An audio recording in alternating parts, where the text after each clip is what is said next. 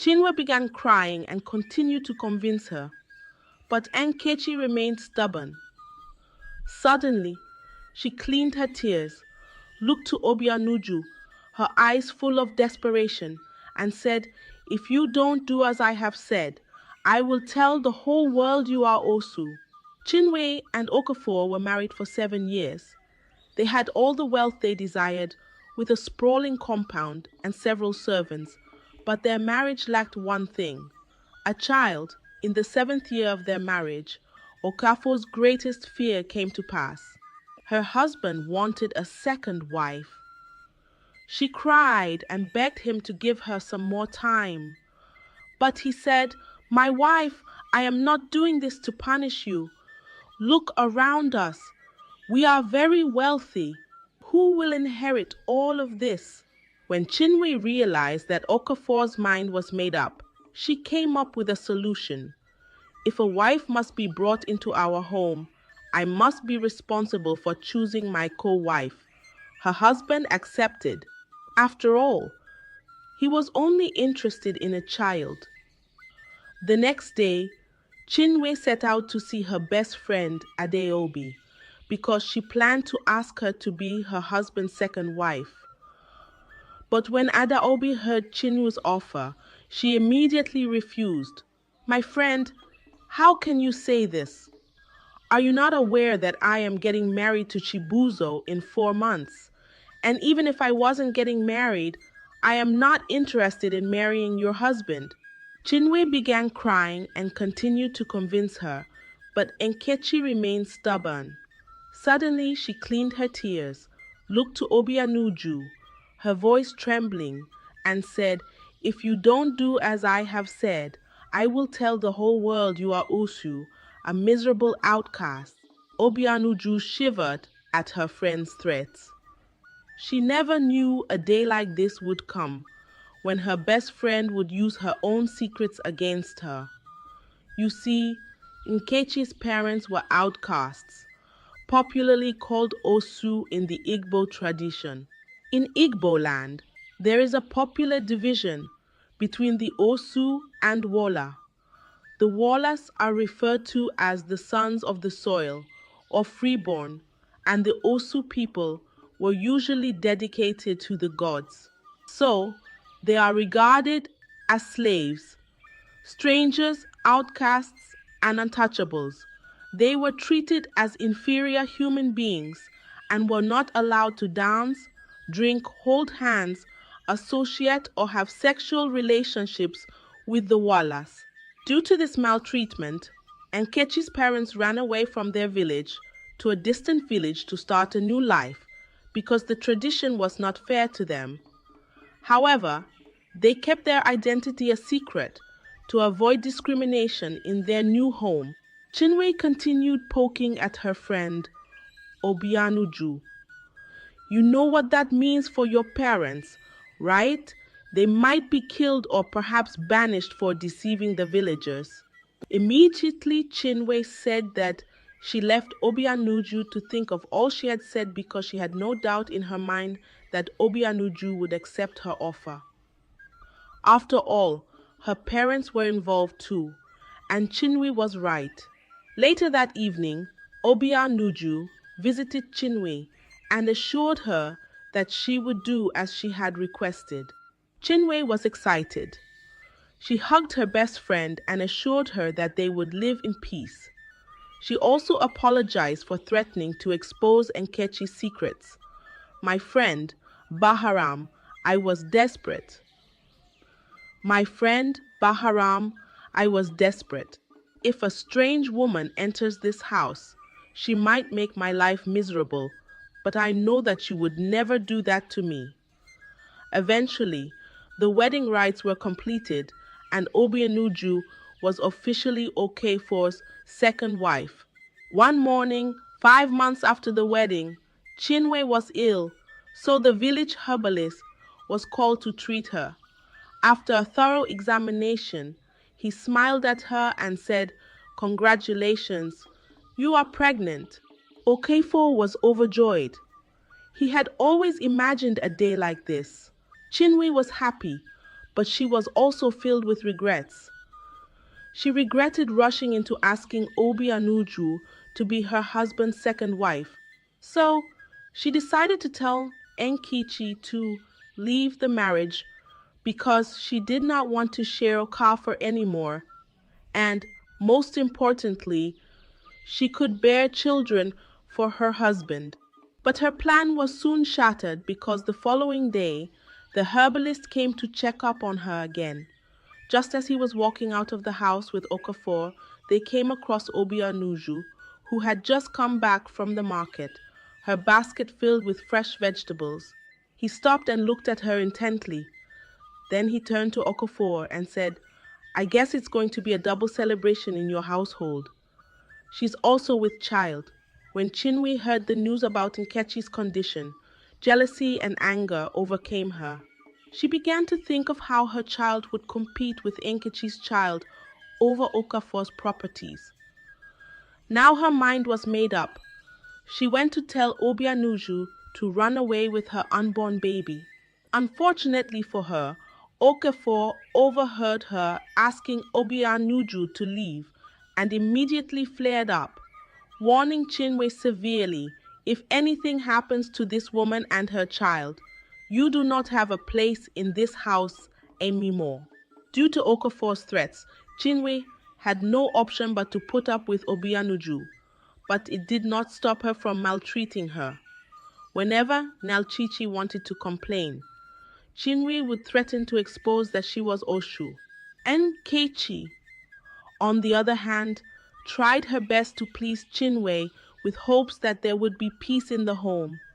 She even took care of her throughout her pregnancy because Chinwe was always sick, but all that did not matter. Months passed and the two women had their babies. They even had their babies on the same day. However, Chinwe remained sick, so Obianuju was charged with taking care of the babies. When Chinwe recovered, she still did not care about the favor her co-wife did for her. Rather, she became more cruel. Life was so unbearable for Nekechi. It became even worse when Okafor developed a stroke 8 years after the girls were born. He was unable to defend her anymore. One day, when Chinwe saw Enkichi's daughter, Amaka, playing with her daughter, Ifunanya, she used a big stick and began flogging her.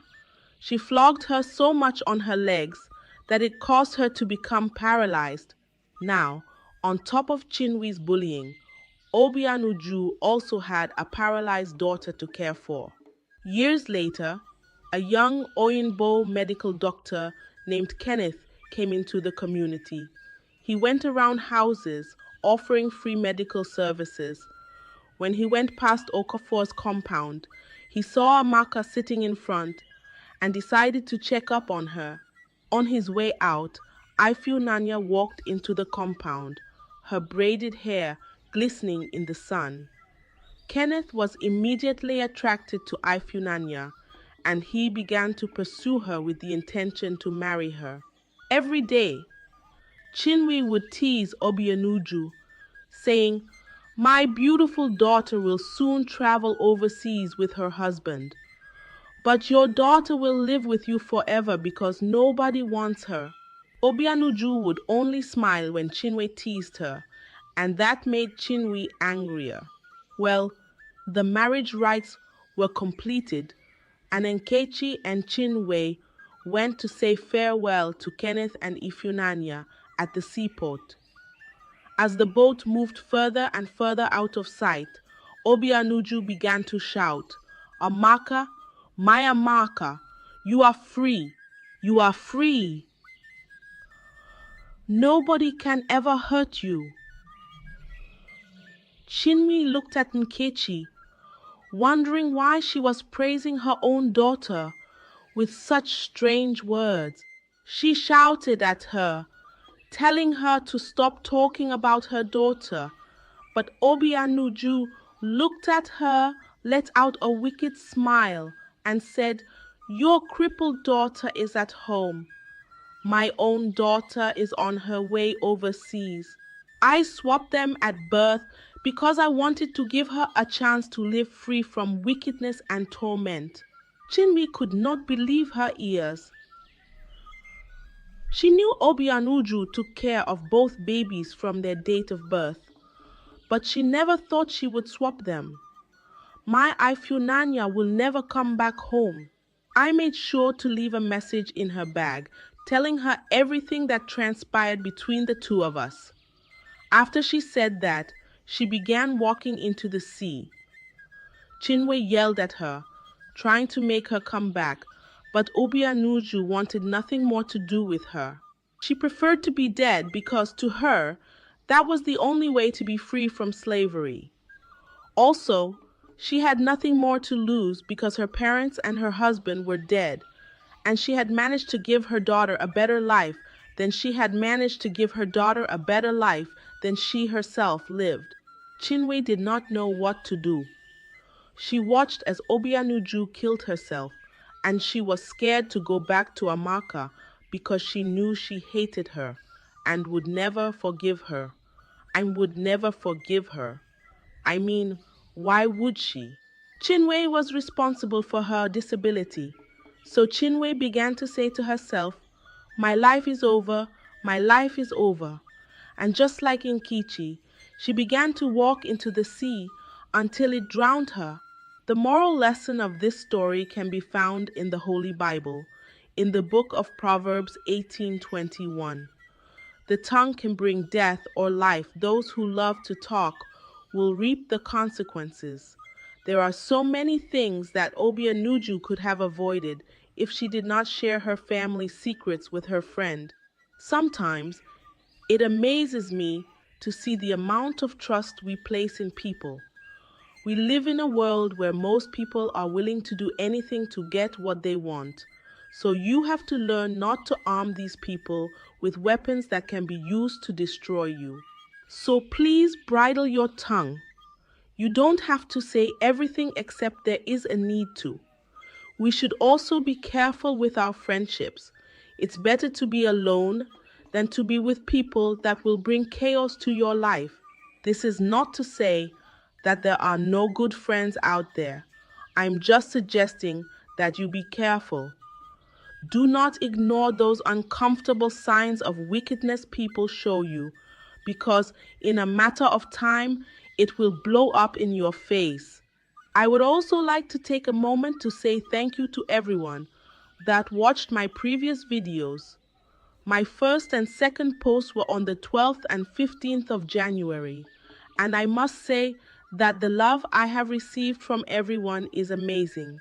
It really confirmed the gift of storytelling that God has placed in my life.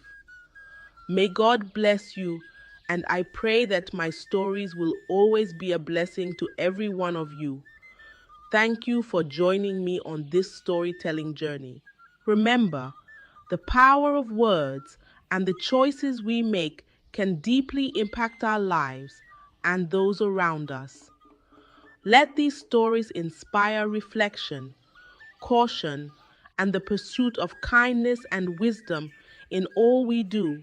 Please share your thoughts in the comments, like, and share this video with your loved ones. Until next time, may your paths be guided by light and love.